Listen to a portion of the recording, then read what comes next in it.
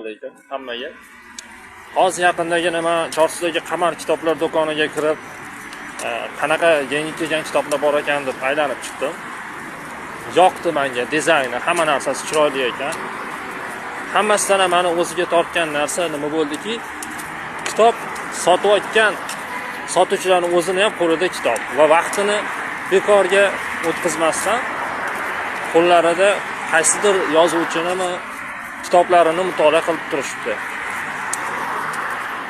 Shubhasiz bunaqa odamlarning oldiga kirib biror bir kitobni so'raydigan bo'lsangiz, o'ziga kerakli ma'lumotni to'g'ri tarzda bera oladi. Ba'zi bir kitob do'konlariga kiramiz, kitob sotuvchilari ko'proq telefon o'ynab o'tirishadi. Men bu kitob nima to'g'risida yozilgan desangiz, bilmadim, ichini bitta o'qib ko'ring deyishadi.